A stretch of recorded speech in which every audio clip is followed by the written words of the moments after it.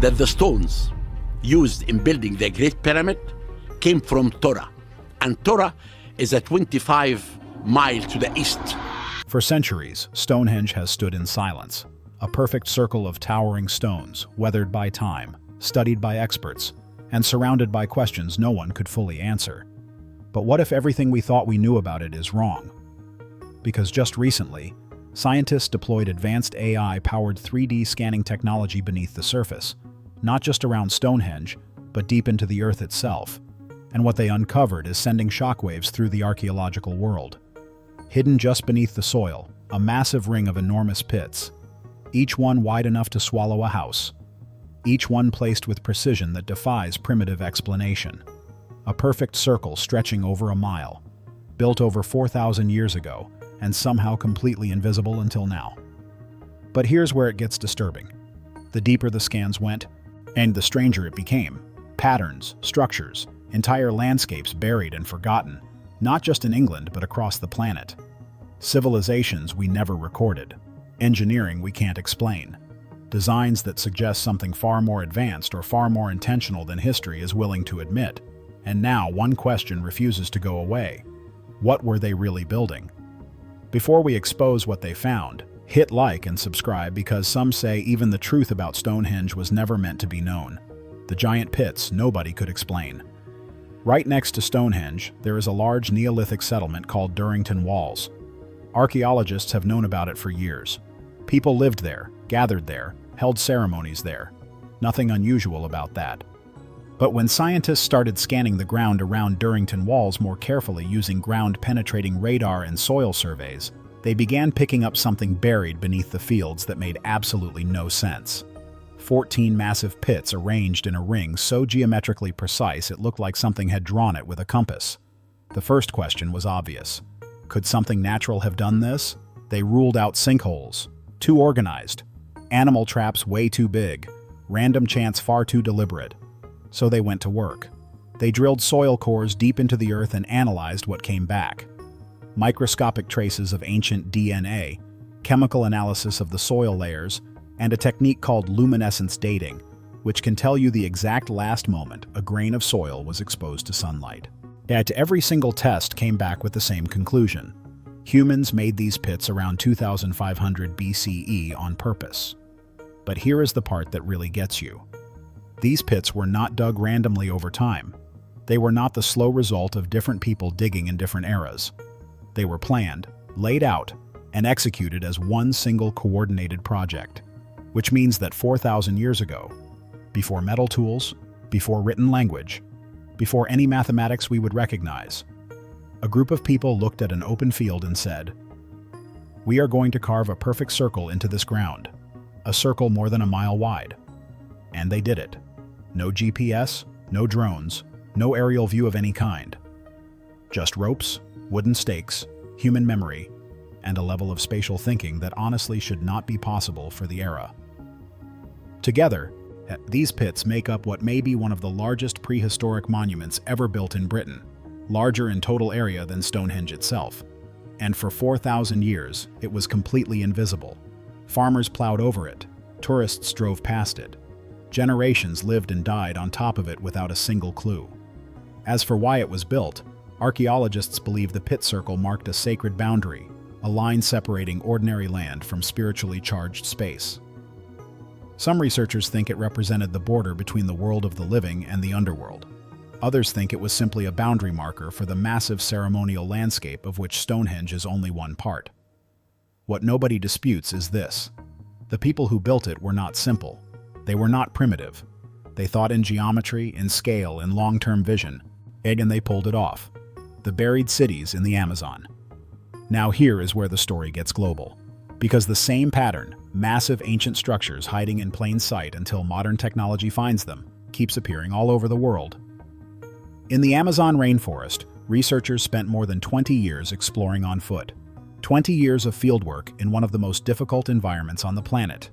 And what they found was significant but incomplete. They knew people had lived there. They knew settlements existed. But the jungle hid the scale of it completely. Then they used LiDAR. LiDAR is a laser-based scanning technology that fires millions of pulses from an aircraft. Each pulse bounces back and reveals the shape of the ground beneath. Even through dense jungle canopy, it digitally strips the forest away and shows you what is underneath. They scanned over 100 square miles. What appeared on the screen stopped researchers cold. More than 6,000 rectangular earthen platforms shaped by human hands used as homes and public buildings. Agricultural terraces stepped into hillsides with engineering precision. Drainage systems, carefully shaped farmland, and roads, wide straight roads cutting through the landscape in straight lines. But these roads did something that no natural path ever does. They did not follow rivers. They did not bend around hills. They crossed each other at perfect right angles, forming a complete grid system in the middle of the Amazon rainforest. At least 15 distinct settlements appeared, all linked by this road network built by people of the Kilimop and Upanu cultures, now living there from around 500 BCE to around 600 CE. They grew corn and sweet potatoes. They moved rivers. They reshaped the land on a massive scale. And they sustained a population that scientists previously thought was impossible for the Amazon. Not dozens of people, not hundreds, tens of thousands, possibly hundreds of thousands. For centuries, we assumed the Amazon was an untouched wilderness. It was not. It was a managed, engineered, densely populated civilization, and it was completely invisible until a laser found it. The Nazca lines the world did not know existed from the Amazon. We go west into the Peruvian desert, and we meet one of archaeology's most famous and most frustrating mysteries: the Nazca lines. If you have seen pictures, enormous figures etched into the desert floor. A hummingbird, a spider, a monkey. In geometric shapes stretching for miles, figures so large they can only be seen from the air. For decades, archaeologists have been trying to figure out why the Nazca people made them, how they made them with no aircraft, and whether there were more we had not found. The answer to that last question is yes, hundreds more. Traditional fieldwork was too slow and too limited. People on foot mapping the desert by hand could spend years on a small area and still miss figures that were simply too faint for the human eye to catch. So researchers trained an artificial intelligence to look for patterns in aerial photographs and drone imagery. They fed the AI terabytes of images and taught it what a Nazca geoglyph looks like. The angles, the edges, the specific way the lines sit against the desert surface. Then they ran it. In 6 months, yet the AI identified 303 previously unknown geoglyphs. It nearly doubled the total number of known Nazca figures in less than half a year. Some of the new figures are tiny, just a few feet across, sitting right next to the famous giant ones. Entire categories of design that no human researcher had ever cataloged. Styles, motifs, and figures that had been lying in the open desert for centuries, missed by every human eye that ever looked. And with this expanded picture, scientists can now finally start testing what the lines were actually for. The evidence increasingly points away from decoration and towards something more practical and more spiritual at the same time. Walkways and ceremonial routes, paths used by communities moving across the landscape in ritual processions, not mysterious messages for aliens, sacred roads for human feet. 303 new figures, 6 months, 1 AI. The landscape around Stonehenge was already sacred back in Britain. The same technology was reshaping the story of Stonehenge itself. Because the stones did not rise from an empty landscape, not even close. Scientists working around Stonehenge have now found evidence of a sacred geography that existed centuries before anyone placed a single stone at Salisbury Plain. The site called Robin Hood's Ball dates to around 3600 BCE, roughly 500 years before Stonehenge. Archaeologists call it a causeway enclosure. Not a fortress, not a wall. A series of broken, interrupted ditches and banks forming a ring with deliberate gaps left between the segments. Those gaps were the point. This was not designed to keep people out. It was designed to bring people in. As researchers believe it was a gathering place for meetings, feasts, rituals, and the kind of community bonding that holds early societies together. Then, while workers were preparing land at Lark Hill, northeast of Stonehenge, for new military housing, archaeologists moved in first. They found another causeway enclosure buried under the hill, completely unknown. And as they dug deeper, the picture kept growing. Hundreds of flint tools, leaf-shaped arrowheads made with real craftsmanship, pieces of human skull, Antler tools worked down to stumps by people who used them hard, and pottery. Multiple styles from multiple places, different communities, different traditions, all represented in the same site. This is significant because pottery styles in the ancient world worked like fingerprints. Every community made vessels in its own way. Finding multiple styles in one place means multiple groups of people were coming here, bringing their own identities and traditions with them. Stonehenge was not the beginning of something. It was the continuation of something. A landscape already deep with memory, already used for ceremony, already mapped by human meaning long before the famous stones were ever raised. Where the rocks came from and why it matters. Stonehenge is built from two types of stone. The big ones, the ones forming the iconic outer ring, are called sarsen. Each weighs around 25 tons. 3 African elephants. The heel stone alone weighs 30 tons. The smaller stones inside are called blue stones. Not actually blue. They get a bluish tinge when freshly broken, and the name stuck. These came from the Preseli Hills in southwest Wales, 150 miles away. The largest of the blue stones is the altar stone, weighing around 6 tons. For nearly a century, scientists assumed it came from Wales too. Same trip. Grab an extra stone. Makes sense. In 2018, that assumption was destroyed. Researchers used advanced geochemical analysis, reading the molecular fingerprint of the rock itself, and traced where the altar stone actually came from. Not Wales, Scotland. Specifically, the Orcadian Basin in northeastern Scotland, over 400 miles from Stonehenge. 400 miles, 6 tons of stone, no wheels. The wheel had been invented in Mesopotamia by this point, but had not yet reached Britain. No vehicles, no cranes across the full length of the island. How? We genuinely do not know. The ice road theory that glaciers or frozen winter pathways allowed the stones to be slid was debunked. It was warmer during the Neolithic than it is today. The river theory that the stones were floated on rafts does not work for sarsen stones. They are too heavy to float, they sink. The honest answer is that nobody has fully cracked this rope's human muscle, possibly wooden rollers or sledges, and a collective determination that moved a 6-ton stone across an entire country. As for the large sarsen stones, the geochemical analysis eventually traced those too, not from Marlborough Downs, as had long been assumed, but from West Woods, a forest about 19 miles away from Stonehenge. And excavations at a site in the Preseli Hills called Wan Mon found empty stone holes, evidence that stone pillars had been deliberately removed in prehistory. There was once a stone circle there, and the evidence strongly suggests that some of Stonehenge's blue stones were taken from that older dismantled circle and relocated to Salisbury Plain. Stonehenge was not just built from raw stone. Parts of it were built from the recycled bones of an older monument. How Stonehenge was actually built and who lived there. Stonehenge was not built in one go. It was built across roughly 1,000 years in stages by generation after generation of builders. Around 3,100 BCE, a circular ditch was dug.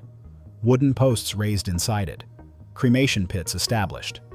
This is the oldest cremation cemetery ever found in Britain. Around 2,600 BCE, the blue stones arrived from Wales. Some researchers believe people thought these stones had healing powers, which would explain why anyone went to the trouble of moving them 150 miles. And around 2,500 BCE, the great sarsen stones arrived. The outer ring, the trilithons. 2 enormous upright stones, each 25 tons, topped by a massive horizontal lintel. The shape that the whole world recognizes. A recent laser survey of the stones revealed something telling. The stonework is not evenly finished across the whole monument.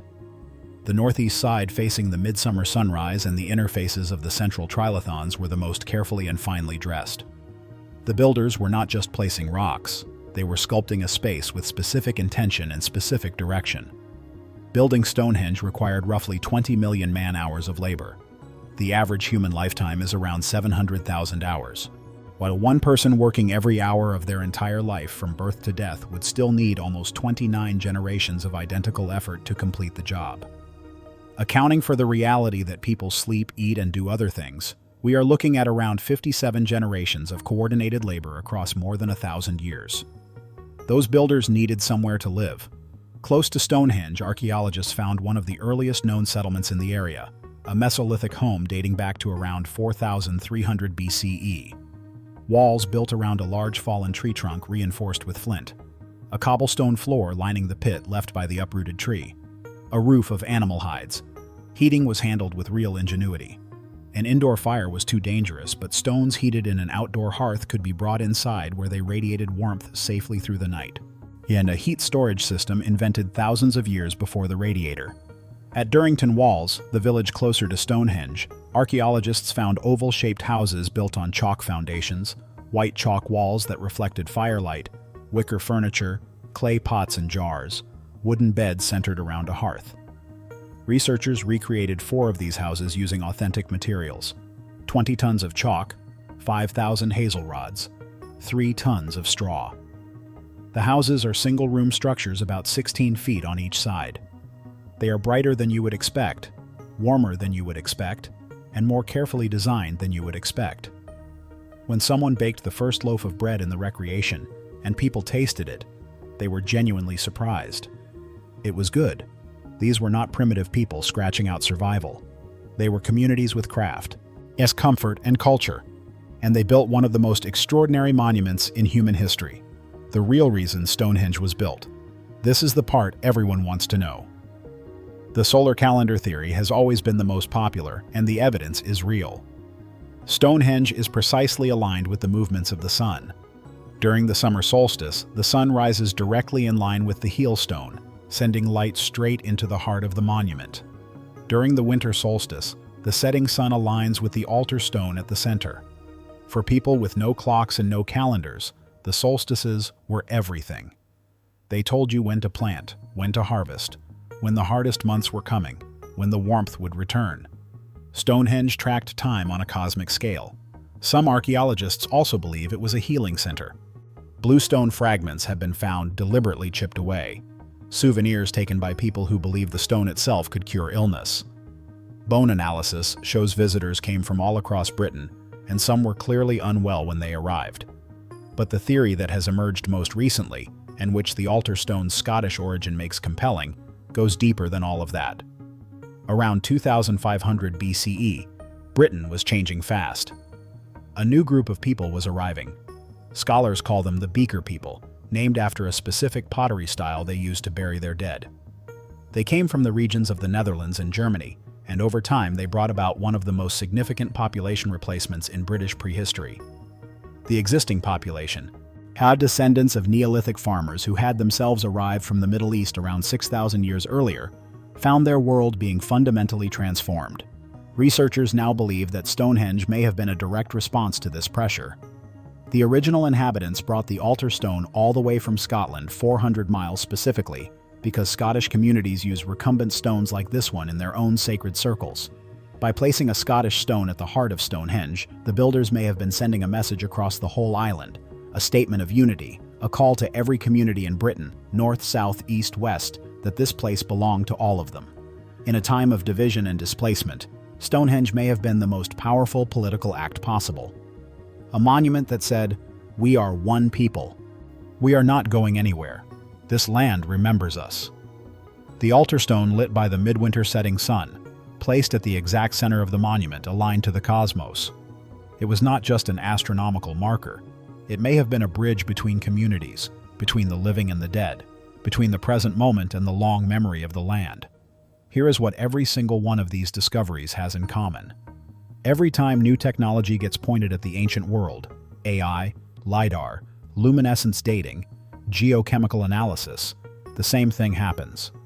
We find out we were wrong about how small the ancient world was. The pit circle at Durrington Walls is bigger than Stonehenge. The Amazon cities housed hundreds of thousands of people. The Nazca lines had 303 more figures than we knew. The altar stone at Stonehenge came from 400 miles away. The landscape around Stonehenge was already sacred for 500 years before the first stone was raised.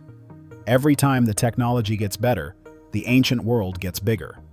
These people had no metal tools, no written language, no engines, no calculus.